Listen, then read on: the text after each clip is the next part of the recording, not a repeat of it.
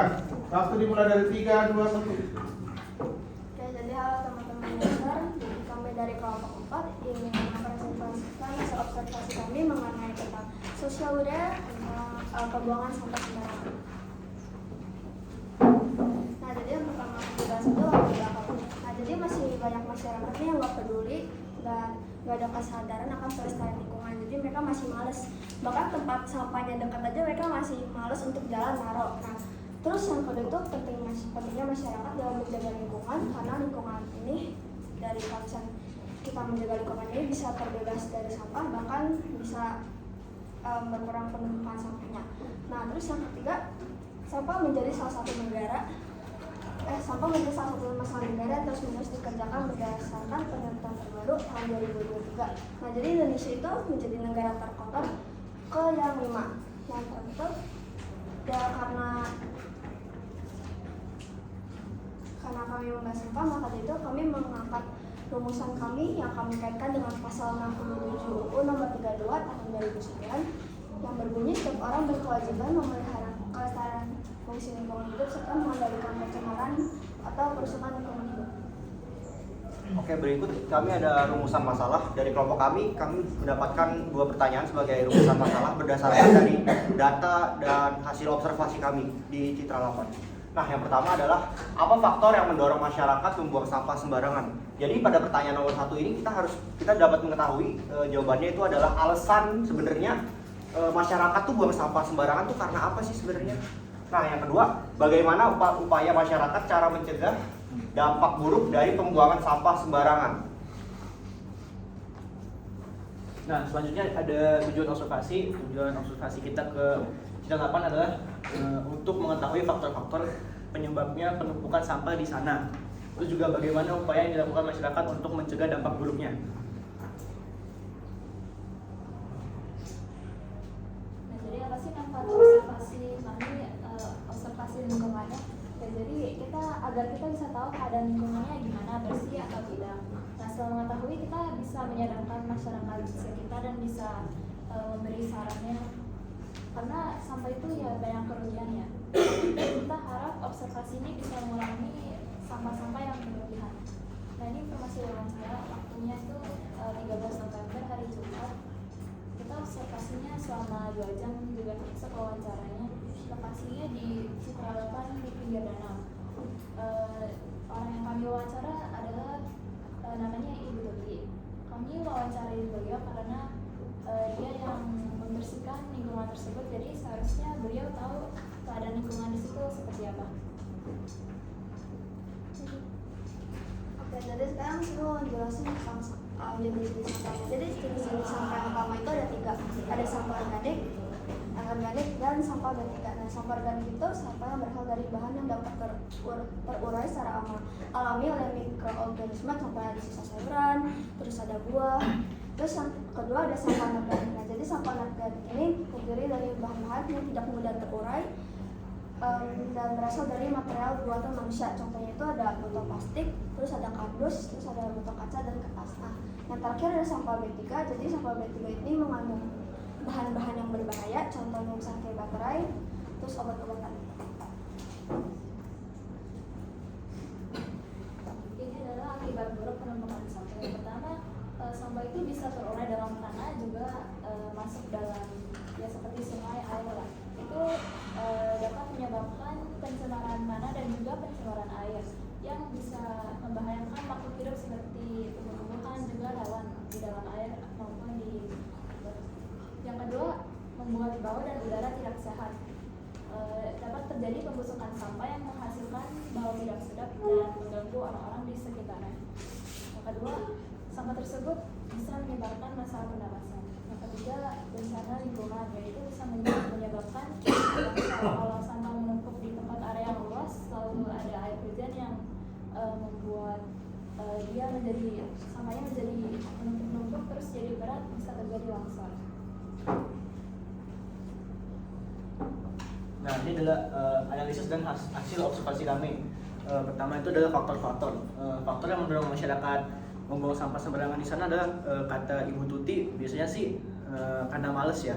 Soalnya tempat sampah di sana juga Padahal lumayan banyak sih tempat sampah di sana, disediain di setiap sudut. Cuman ya kata Ibu Tutinya mau gimana lagi, namanya manusia males gitu kan. Terus juga puncaknya itu pada hari Minggu, kata si Ibu Tuti bilang hari Minggu tuh kacau banget, banyak banget sampahnya padahal udah sediain tempat yang lebih banyak tempat sampahnya. Terus juga ada solusinya. Nah, kata si Ibu Tuti itu solusinya tuh gak ada solusinya, cuman balik lagi ke diri kita masing-masing. Kalau kita nggak mau, siapa lagi gitu kan? Jadi dimulai dari diri kita sendiri, kesadaran masyarakat seperti itu. Terus juga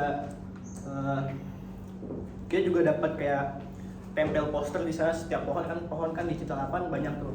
Kita tulis kayak bukan tulis, ditempelin dilarang buang sampah sembarangan, atau juga bisa di sono ada kerja bakti gitu setiap hari Minggu. Soalnya kan hari Minggu kan puncaknya adanya sampah yang luar biasa itu. Ya gitu sih. Oke, dimanfaat.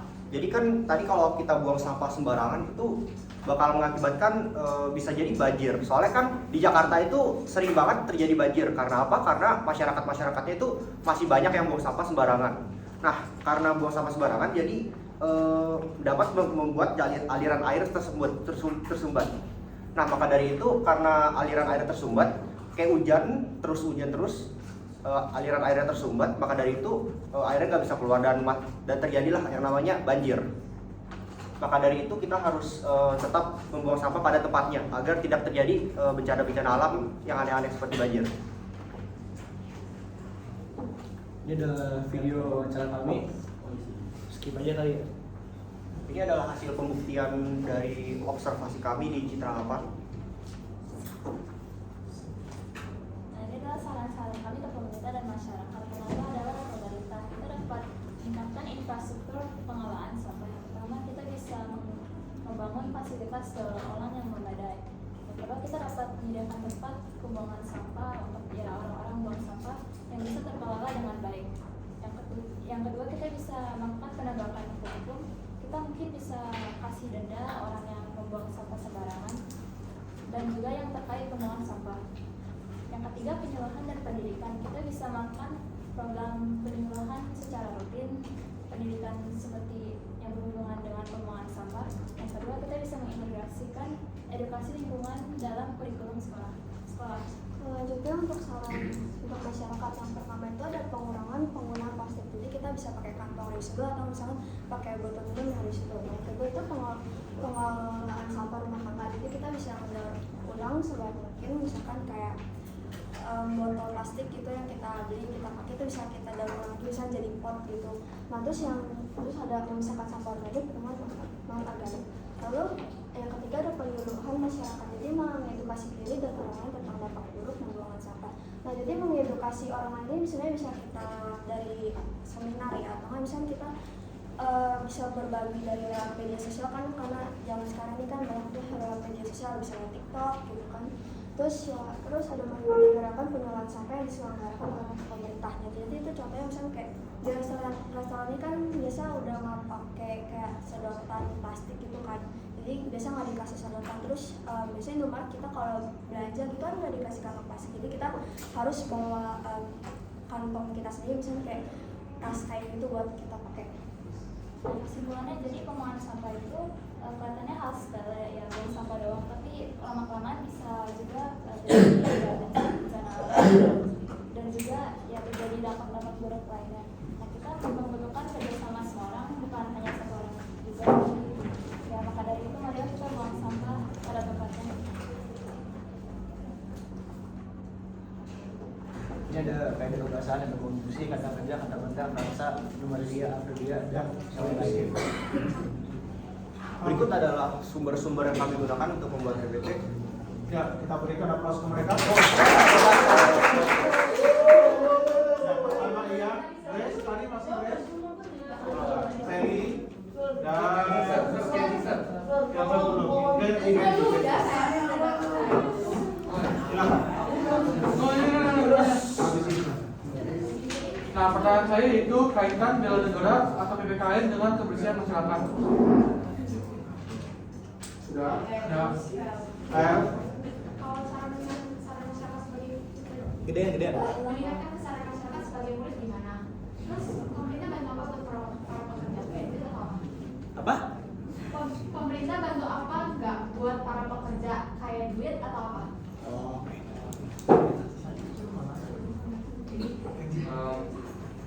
Apakah kayak poster atau kayak papan larangan, apakah itu udah efektif? Kan mereka juga, jika mereka udah kayak malas membaca, apakah mereka juga akan malas membaca gitu?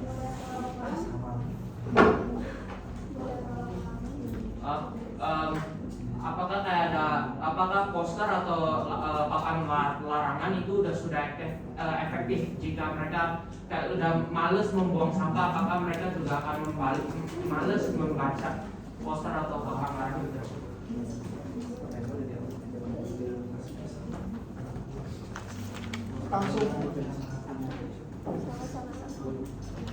Oke, buat jawab Felis, tadi gimana kan cara kita sebagai murid mencegah sampah itu? Meningkatkan kesadaran masyarakat. Ya, kesadaran masyarakat sih itu dari diri mereka masing-masing sih. Kalau mereka masih kayak nggak peduli gitu, percuma juga. Tapi kalau sebagai murid kita tuh harus contohin yang baik. Jadi kayak negur, misalnya kalau kamu ngeliat ada orang saat gitu, kamu bilang, Mas, tolong ini kan gitu, tolong buang sampah pada tempatnya, gitu kan? Itu juga salah satu caranya. Terus juga tadi ada pertanyaan, pemerintah bantu apa untuk pekerja supaya mengatasi ini semua kan? Pemerintah itu kayak bantu fasilitas-fasilitas gitu supaya nggak kerjanya manual, kayak ada banyak fasilitas dikasih sama pemerintah supaya pekerjanya itu nggak kayak kecapean banget buat mengatasi sampah-sampah yang ada banyak. Apakah semua tempatnya udah dikasih kayak fasilitas-fasilitas? Apa? Apakah semua tempatnya udah dikasih fasilitas-fasilitas? Belum semua. Karena pemerintah juga lumayan susah mengakses ke tempat-tempat yang lain, soalnya ada banyak banget kan sampah-sampah yang berkeliaran yang menumpuk gitu, bukan cuma di 5 atau 6 tempat doang, tapi ada di seluruh Indonesia, ada banyak banget. Cara mereka buat ngajuin fasilitas? Apa? Cara mereka buat ngajuin fasilitas? Buat ngajuin fasilitas, dari yang paling urgent dulu sih, dari yang paling penting dulu, yang paling kayak udah parah banget ngajuinnya. Si pekerjanya ini dikasih sama pemerintah apa? Bukan nggak boleh minta, cuman kayaknya kebanyakan itu pemerintah kayak ngeliat yang urgent yang mana dikasih fasilitas yang bagus.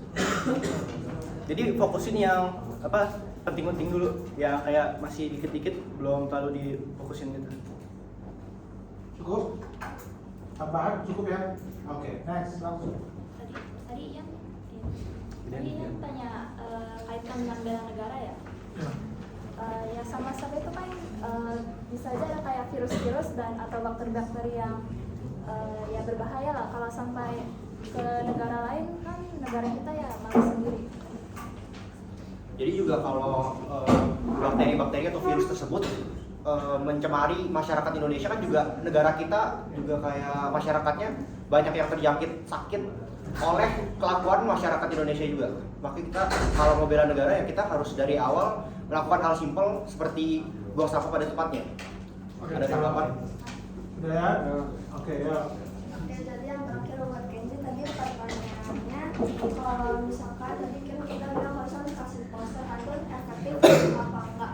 Jadi pastinya itu nggak bakal efektif 100% karena kayak tadi Kenji bilang kan mereka males kan lagi ngebaca. Nah jadi sebenarnya aku bisa ada kasih solusi. Yang pertama bisa dikasih denda 50.000 atau nggak misalkan di penjara selama 3 bulan, karena yang aku bilang ini aku juga bisa aku dapat juga datanya dari sebenarnya data Perdu gitu, nomor Perdu 6 tahun 2012 itu ada aturannya kalau misalkan mereka buang sampah sembarangan dikasih dari 50.000 atau enggak di penjara 3 bulan, atau enggak bisa pakai alternatif lain nih, karena salah satunya di Indonesia udah ada pakai yang namanya itu tuh namanya tuh reverse vending. Jadi itu kalau misalkan kita masukin sampah kayak botol sampah ke dalam, kita bisa dapat duit gitu.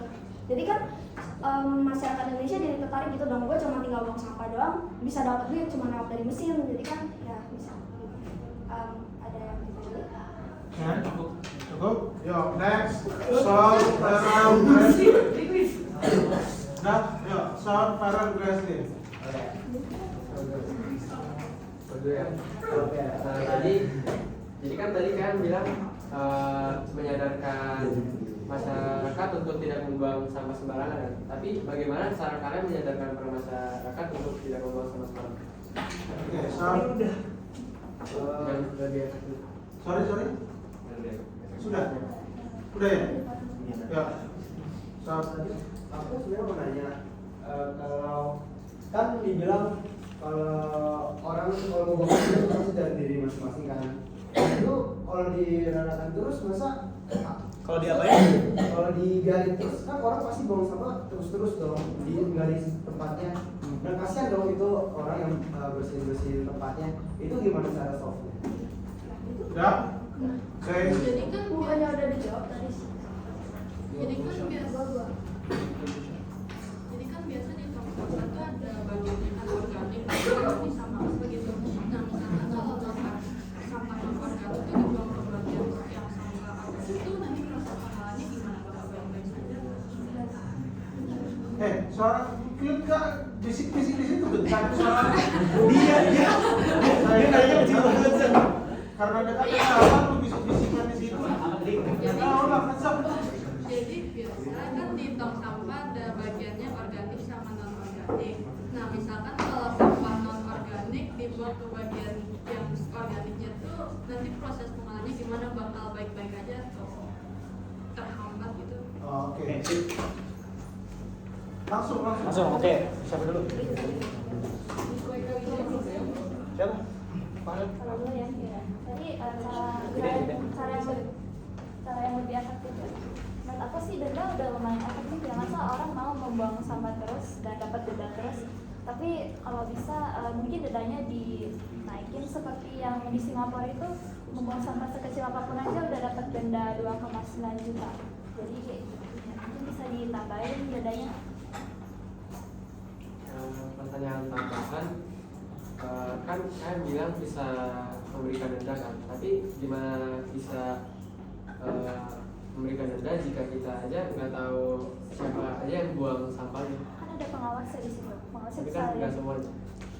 Ya sih, tapi ya kalau nggak ada pengawas ya dilewatin sih kayaknya. Kan banyak banget orang, nggak bisa satu-satu diinterogasiin. Jadi menurut kalian efeknya apa? Sudah? Kenal? Oke, next. Oke. Jadi kan tadi Sean nanya kalau misalkan dari kesadaran diri sendiri kan kayak cuma kan, jadi kayak dibiarin semena-mena kan, jadi pasti bakal terus berlanjut. Yang udah aku jelasin tadi, kalau misalkan bisa dikasih denda atau kan dipidana selama 3 bulan, dendanya itu 50.000. Jadi setidaknya bisa mencegah mereka buat buang sampah sembarangan. Jadi orang kalau ketahuan 20 orang penjara. Ya kalau misalnya mereka bisa bayar denda ya bayar. Kalau misalkan enggak ya udah terpaksa masukin. Kan kayak contohnya di Singapura nih, justru karena peraturannya diketatin, makanya orang lain nggak mau ikut. Tapi kalau kan rata-rata kalau Indonesia ini ya agak. Ya justru itu makanya mau diketatin, mau lu nggak punya duit kayak masukin penjara, kalau yang ada duit denda 50.000. Ada duit tapi kamu pakai motor.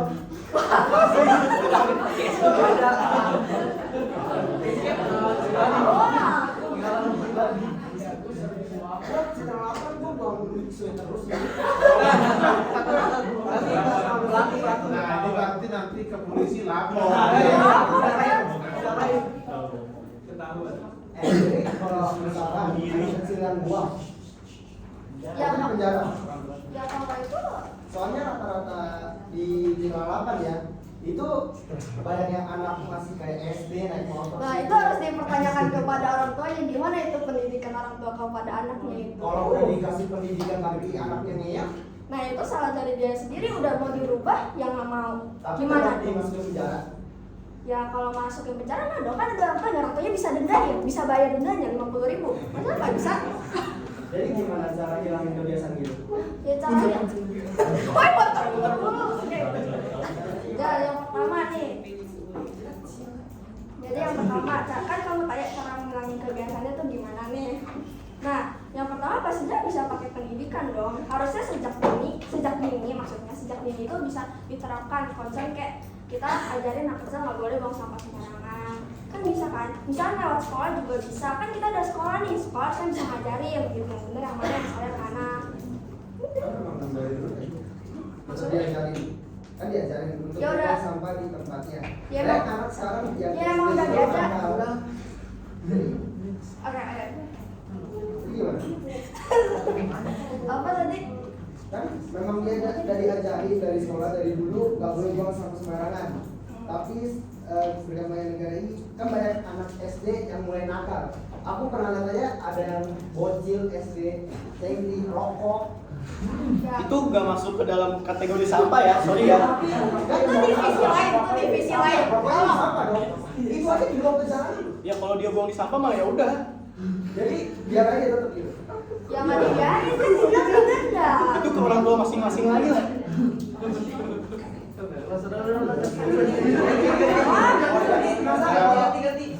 Kalau di buang sampah itu kita didatengin gitu rumahnya.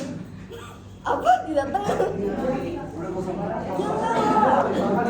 Kan pasti kan kita bisa kasih penjaga di sekitarnya gitu kan.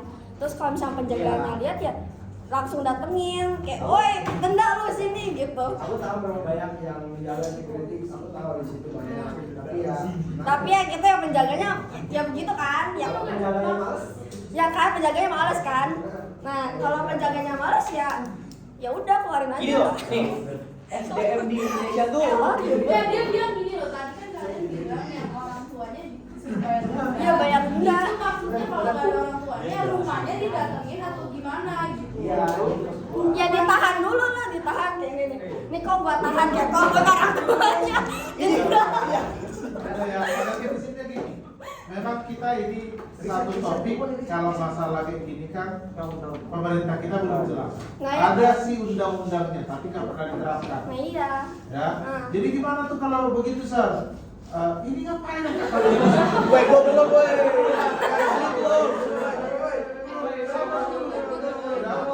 Jadi ini bagaimana penerapannya? Apakah dikunjungi biasa aja sih enggak? Biasanya tegur langsung, tapi kebanyakan yang buang sampah, gak usah jauh-jauh depan sekolah ini aja, orang tua juga buang sampah kok. Enggak, jangankan yang anak kecil, yang orang tua. Tapi kalau dibilang anak-anak emang bisa dipenjara, bisa kan anak di penjara? Bisa penjara anak kan. Tapi kan kategori kriminal, kategori pidana. Ini kan bukan pidana, ini namanya perdata. Perdata itu kalau denda, gitu loh. Udah, jadi tidak masuk ke sana ranahnya. Jadi gimana membiarkannya? Ya udah, mau bilang apa, tutup mata lah. Iya, bilangin. Balik ke masing-masing. Balik ke masing-masing. Oke, saya pikir itu cukup. Next, siapa yang di sini? Yes, ini belum dijawab. Belum dijawab. Woi, ini belum dijawab. Ini belum dijawab. Ini belum dijawab, sabar dulu, sabar. Nih, buat pertanyaan Deslin. Jadi kan Deslin bilang kayak misalnya sampah anorganik masuk ke sampah organik masuk ke sampah anorganik anorganik kan? Ya. Jadi di TPA itu sebelum kita memproses sampahnya itu disortir dulu.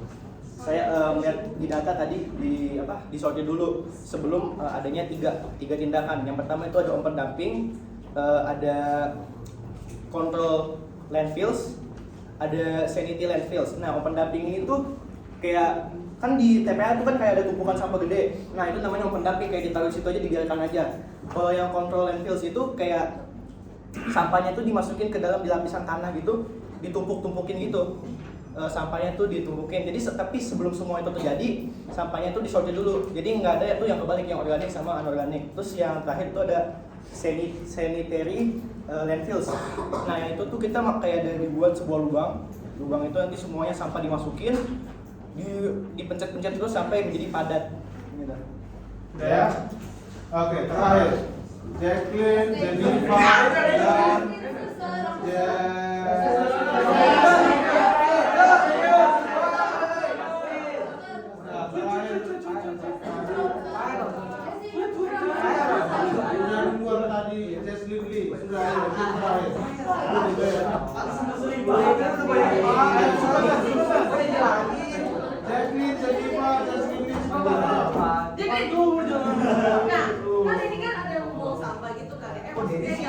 sama gitu kan. Apakah ada nama untuk organisasinya, kayak khususnya untuk kalian yang kalian interview, ataukah itu mereka pekerja dari komunitas semua, atau emang mereka volunteer atau apa? Ada klasifikasinya kah? Ada perbedaannya? Enggak, dapat poinnya. Nah, just Kan kalian bilang kalau yang bawa kemarin kan diusulkan karena ada pidana. Itu kan udah ada kan aturannya. Tapi perasaan banyak orang yang bawa sampah terus nggak kena apa-apa. enggak, itu kayaknya tadi udah ya. Ini udah kayak 3 kalinya, Sir. Udah, itu tadi udah, berarti skip ya, Jen. Skip. Jadi silakan. Tadi kan Bridget bilang sekarang sedotan lebih ganti ke sedotan kertas kan? Paper straws, mereka kan ganti sedotan ke paper straws. Tapi menurut pengalaman beberapa orang termasuk aku tuh paper straws kurang reliable, jadi kadang mereka tuh becek terus mereka rusak. Kalian ada gak inovasi sedotan sendiri yang eco-friendly tapi berfungsi juga? Oke, terakhir Dennis. Oke, tadi kalian bilang ada beberapa sampah yang bisa didaur ulang, tapi ada beberapa sampah juga yang nggak bisa didaur ulang. Kira-kira nggak bisa didaur ulang itu gimana? Soalnya kan kalau didiamin aja, tadi kalian bilang dampaknya itu bisa ke tanah atau ke air, bisa jadi polusi tanah dan juga air. Gitu. Jadi tadi ada sampah bisa Karena ada sampah yang nggak bisa terdaur ulang. karena didaur ulang. Itu bisa polusi ke tanah, polusi ke udara, polusi ke air. Udah ya? Ya, langsung jawab, silakan.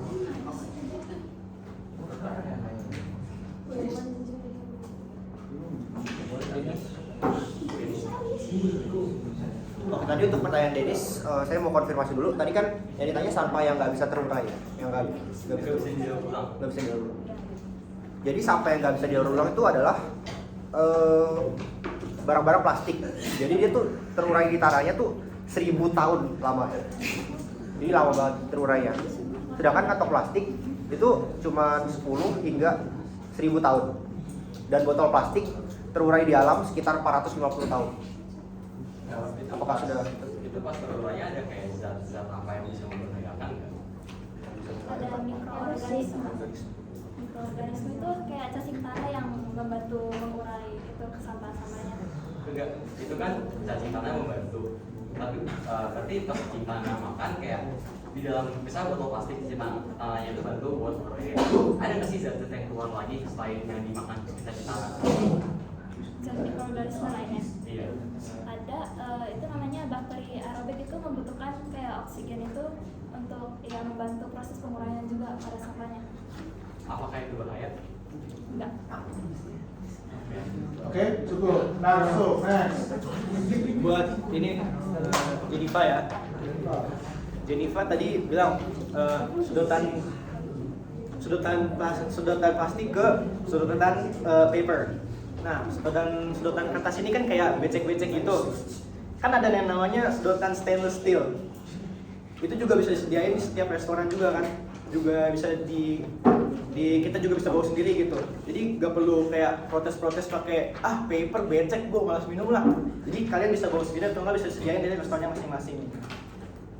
Oke, tapi kalau yang stainless steel atau metal straw itu ada resiko karatan.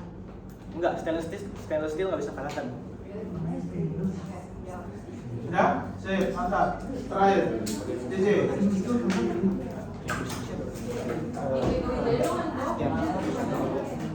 Ya, ayo cepat.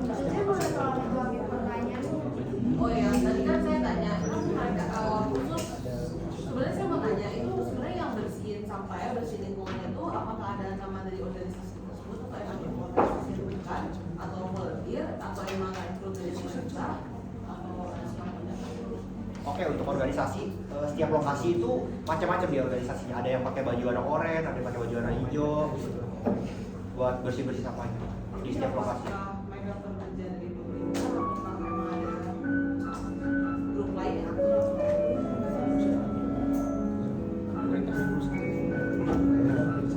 Jadi pemerintah cuma kayak ngasih fasilitas doang gitu buat ya kayak sapu gitu buat bersih-bersih. Kalau yang kalian interview itu Bu Titik itu dia termasuk masuk organisasi tersebut kan namanya apa ya? Ada kan namanya? Pakai baju oranye gitu dia, tapi nama organisasi kita nggak tahu pasti. Pokoknya dia ada kayak apa, dibedakan dengan bajunya. Bajunya ada yang oranye, ada yang enggak. Oh, ibunya juga masuk ya? Ibunya iya. Oh, kira-kira mereka digaji kan sesuai apa? Sesuai sampah yang mereka kumpulkan atau sesuai jam yang mereka bekerja?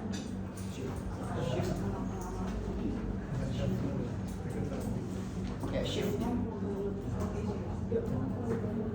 Kalau boleh, saya boleh tanya tentang gajinya kan? Ada kali tanya. Kalian sempat tanya nggak? Kalau untuk itu kita belum sempat tanya. Iya, ya. Ya mungkin namanya kali PPSU kan ya, kalau di Jakarta. Penanganan sarana dan sarana umum, pasukan orange, pasukan umum, pasukan hijau, pasukan biru, gitu ya.